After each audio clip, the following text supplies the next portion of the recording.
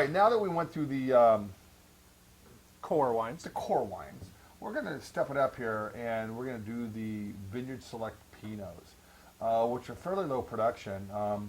To give you an example, 33 barrels of this, 20 barrels of this, and 133 barrels of that, which doesn't equate to much wine. Every barrel contains about 25 cases of wine. So, you know, on this this one here is about 450 cases of wine. And then, you know, subjectively. All right. So the first one we're going to try, this is, the label's got some significance. Yes, it does. It's the Bernot Block. It's the first time that Hi, my name is Jim Bernot. This is my card. That's right. Right? So That's our business card. Exactly. So it was actually the winery staff decided on the name, and we love it. We thought that Jim should have some recognition in planting this vineyard. He planted these first 15 acres at our property back in 1983, and he had no money at this time. I mean, he did it by himself, didn't he? Didn't he one planet? I mean, it was really. It was him, and actually Susan Sokolblosser helped him lay out the rows, and they rented a Christmas tree planter because they didn't know what they were doing back then, and they thought, well, this is how we'll do it. We got the equipment at hand. We got Christmas tree planters here in Oregon, plenty of those. So we used one of those, pulled it behind a tractor, and pulled out the dirt, and they stuck in the vines. And he actually got the cuttings from Susan Sokolblosser and the Castiles of Bethel Heights. And they gave them to him with zero down and zero interest because he had no money to pay for it, and they allowed him to make payments over time. And then he lived on a double-wide mobile home. Started off in a single-wide mobile home, and you, for about 10 years, and then for about the last 20 years, he's been in a double-wide trailer right next to the winery. Okay. And we finally just bulldozed that. All right, now let me ask you a question. Sure. Jim's been married and divorced. Yes. Didn't want to give his ex-wife a house. She didn't want the mobile home, right?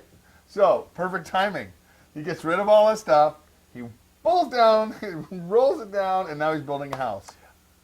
Kind of, maybe. Maybe not. You know, I don't think that's the actual case. I know Jim very well, and I don't think that's the case, that he had any ill will towards his wife. No, I didn't say any ill will, but you know, you can't. Yeah. But you gotta love that he is finally getting this beautiful house.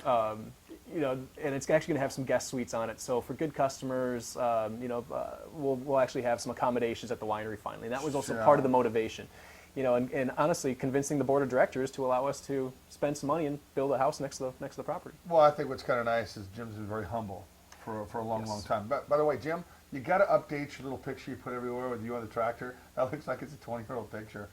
At least he looks a lot younger in that picture than he doesn't look old now. He's got a beautiful head of hair. But you know. I tell you, for somebody who's done so much in the wine industry, he's led a pretty humble life, and he's led a life. He's always around. Like the American Wine Society is holding their annual convention here in Portland, but Jim has been gracious to reach out, and then like 150 people are going down there on Wednesday. I'm taking them. Yeah. Yeah. So it's kind of crazy. Jim has always been a promoter of brand Oregon, you know, and really building up Oregon's wine business as a whole. And not necessarily always just putting Willamette Valley Vineyards first. And you know, and it says a lot about somebody to start from such humble beginnings and to live in essentially above axles for 30 years, and not you know, and not have to build some fancy house and some really fancy winery. I mean, we've done this from scratch. And the neat thing is, you guys are putting a restaurant in. We are. That's kind of nice because now people can go there and you get lots of visitors.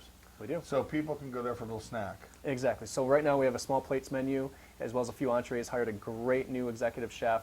And so in our tasting room right now, you can order some food at the tasting room bar while you're there. And then basically within the next year, we're going to repurpose our large great room, our event space, into our tasting room and restaurant. Fantastic. All right, let's talk about this first wine. These are all 2009s? They are. 2009, very warm vintage. Mm-hmm. This one here, let me see.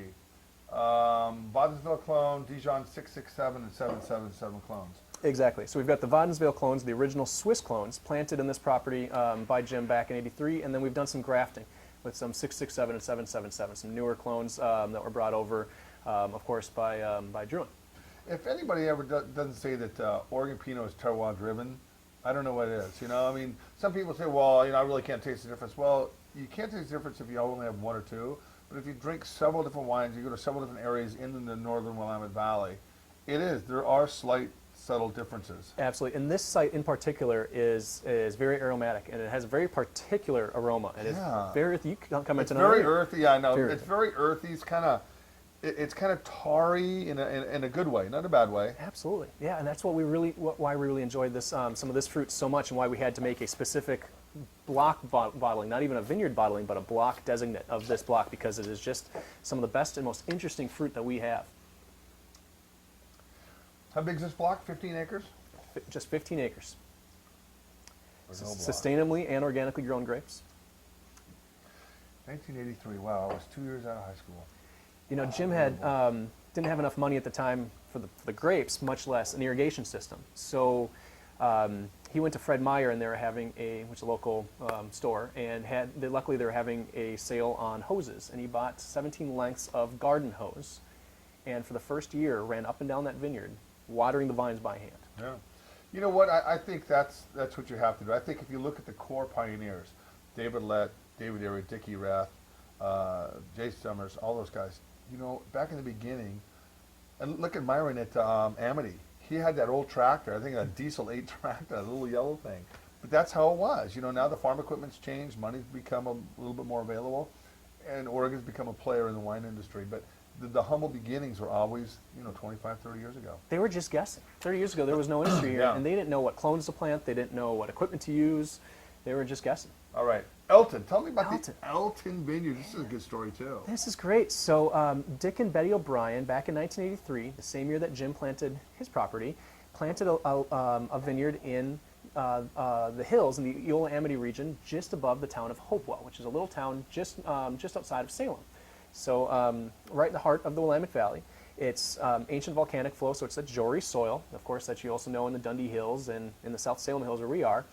And Dick and Betty O'Brien, back in 2007, decided they wanted to retire and no longer farm their land. They were selling their fruit to us and Ken Wright and Kathy over at Fiddlehead and Bethel Heights, quite a few other wineries in the area. And when they wanted to retire, they contacted all of us and said, well, we would like to retire, so we're going to put our property up for lease. And we luckily won the bid for the lease.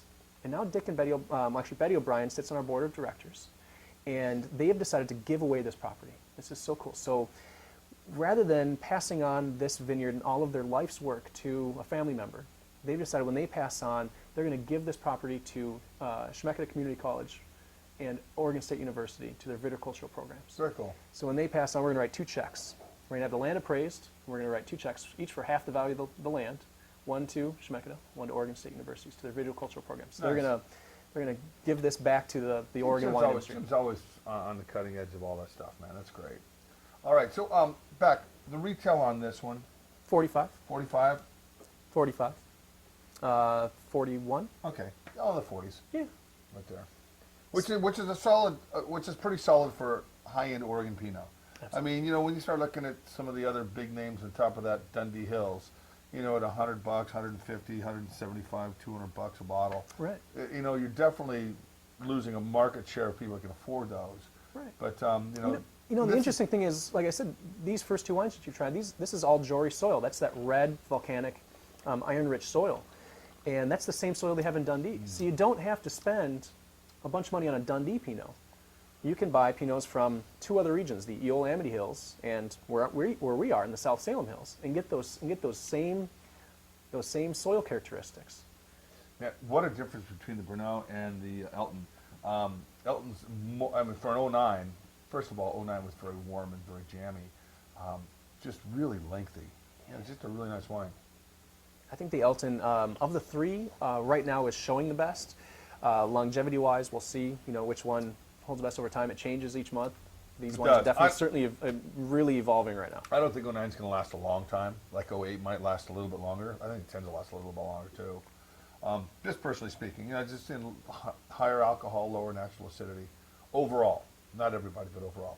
All right, so let's hit the last wine. Sure. This is our estate. Now, our estate Pinot Noir is actually an estate. It's a best barrel blend from each of our three vineyards, Elton and Brno, which you've just tried, as well as Tualatin Estate Vineyard out in Forest Grove. We purchased that property from Bill Fuller, one of the Oregon pioneers, back in 1997 when he wanted to retire. with the estate, what we're trying to do is showcase the beautiful fruit that we have here and combine the best of the Jory soil with the Laurelwood Missoula flood soil we have out at Tualatin Estate. So you get both the combination of the beautiful red fruits from the Jory soil as well as the black fruits from the Laurelwood Missoula flood. So the estate really is a beautiful blend from each of our 3 vineyards. And they smell, all smell completely different. You know, and this one here has the most mellow nose of all. It probably has the It's more raspberry. This is more light red fruits. This is a little bit more tarry, and the second one, this is really a lot darker fruits, in my opinion. Exactly. This has a lot darker fruits. It has a little more complexity in the mouthfeel, as well as in the depth of flavors. Rather than being very pure expression of one single vineyard, this is a great combination of each of the 3 sites. Delicious. Thank you. Yeah. These are all nice wines. And guys, these are available on my website, obviously. The first show we shot, you're going to find those nationally. Except for the Chardonnay. Except for the Chardonnay. And then these ones here, these are hand sells, and these get pretty allocated to certain states. When you're making 450 cases, and we have 50 states, it's maybe 10 cases to a state, if that, because you have to keep enough in your tasting room. Exactly. You know, for people to come by. As well as our library to age them to see. And the library, and the local wine shops here in Oregon, in Seattle and San Francisco. Most of this wine is sold here on the West Coast. Oh, absolutely. You know, I mean, some does trickle back east, but less and less as you move farther east. All right, Derek. Wayne. Dude, you know what? You're my neighbor. You gotta come out. by. You gotta come by. This weekend we'll be in the pool swimming. So anyway, guys. You got a pool too? I have a pool. I got a pool too. You have a pool? 1957 pool. We're 1971 pool. Okay. In ground. Yeah, diving board. It broke. I'm too All heavy. right, you come over and use mine. You know what? I'm gonna come over and use this diving board. Guys, thanks a lot for tuning in, and we'll see you soon.